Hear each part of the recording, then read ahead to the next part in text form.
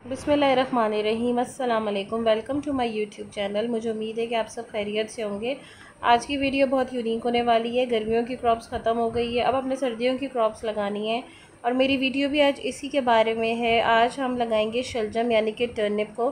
सितंबर में बहुत आसानी से ग्रो कर सकते हैं आप इसे। अगर आप इसके बीज अभी डालेंगे तो आपको दिसंबर तक, सितंबर, अक्टूबर, नवंबर, दिसंबर तक आपको इसके आराम से जो है वो पहला हार्वेस्ट मिल जाएगा।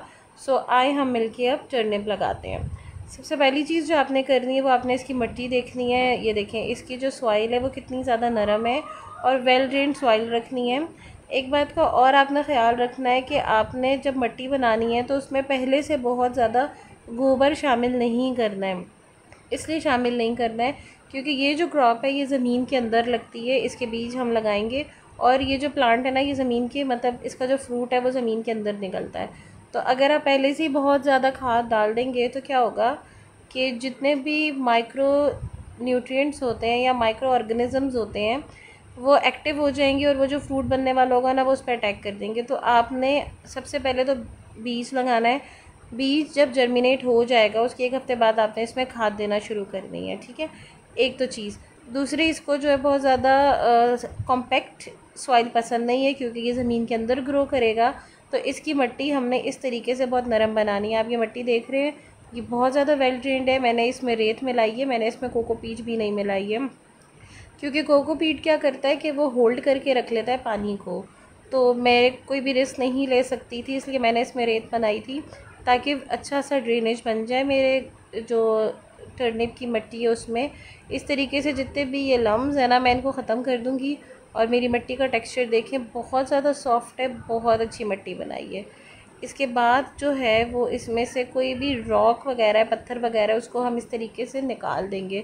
आपने भी कोशिश करनी है कि आप इस तरीके की कोई भी पत्थर है, कोई भी चीज़ है, वो बीच में ना आए क्योंकि उससे क्या होता है कि फिर हमारा जो फ्रूट आता है ना उसकी शेप भी ख़राब हो जाती है, फ्रूट भी ख़राब होना शुरू हो जाता है। तो बहुत ज़्यादा रॉकी सी सैंड हमें नहीं चाहिए, हमें बहुत, ये देखें इतनी सॉफ्ट हमें इसकी मिट्टी चाहिए क्योंकि अब इसने लगना है ज़मीन के अंदर।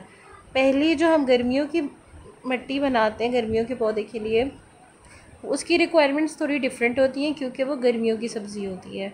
लेकिन जो सर्दियों की सब्ज़ी होती है उसकी रिक्वायरमेंट्स गर्मियों की सब्ज़ी से टोटली डिफरेंट होती है क्योंकि सर्दियों में कोहरा पड़ना शुरू हो जाता है, सर्दियों में हम पानी शायद कम देते हैं और गर्मियों में उसकी रिक्वायरमेंट ज़्यादा होती है, सर्दियों में थोड़ी ठंड होती है। तो वो इन सब चीज़ों को जो होता है वो हमने देखना होता है। अब इस खाद में ना मैंने कुछ ये अंडे के छिलके भी मिलाए थे ताकि इनको कैल्शियम भी मिलता रहे। आपको शायद नज़र भी आ रहे होंगे, मैंने इनको पॉइंट आउट भी किया है। तो अब इस तरीके से सारी मिट्टी को लेवल करने के बाद ये देखिए इस तरह के होते हैं शलजम के बीज।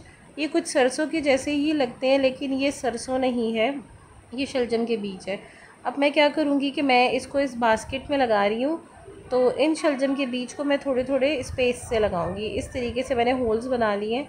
लेकिन आपने एक बात का ख्याल रखना है क्योंकि ये बीज बहुत ज़्यादा छोटे हैं, बिल्कुल छोटे से, टाइनी से हैं, तो बहुत ज़्यादा गहरा अपने इन बीजों को नहीं लगाना है। गहरा हम उन बीजों को लगाते हैं जो लंबा बीज होता है। बहुत ही, ये देखें मैंने ज़्यादा गहराई में नहीं लगाया, हल्की सी इसके ऊपर मिट्टी को टैप टैप कर दिया, ये देखें, और ये मैंने इसके ऊपर बीज डाल दिया। बीज इस तरीके से मैंने गैप के साथ डाला है। ये मेरा फर्स्ट बैच है। 15 दिन के बाद मैं शलजम का दूसरा बैच लगाऊंगी। उसका फ़ायदा क्या होगा, मैं चाहती तो मैं इकट्ठे भी बहुत सारे शलजम के बीज एक ही दिन में बो सकती थी, लेकिन मैं 15 दिन के बाद इसलिए लगाऊंगी कि जब मेरा ये हार्वेस्ट रेडी हो जाएगा तो मेरा दूसरा हार्वेस्ट 15 दिन के बाद रेडी होगा। यानी कि मुझे कुछ दिनों के बाद जो है वो दूसरा हार्वेस्ट मिलेगा। इकट्ठा जब हम लगा लेते हैं तो फिर उसको हैंडल करना भी बहुत मुश्किल है। इस तरीके से मैंने सारे सीड्स जो हैं वो मिट्टी में लगा दिए हैं।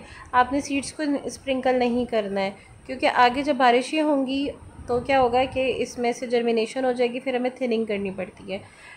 बीज देने के बाद मैंने मिट्टी में पानी दे दिया इस तरीके से स्प्रे बॉटल से। आप भी इस तरीके से इसको पानी दे दें और इंशाल्लाह ये कुछ दिनों के बाद जर्मिनेट हो जाएंगे। जब ये जर्मिनेट होंगे मैं आप लोगों को वीडियो में ज़रूर अपडेट करूँगी।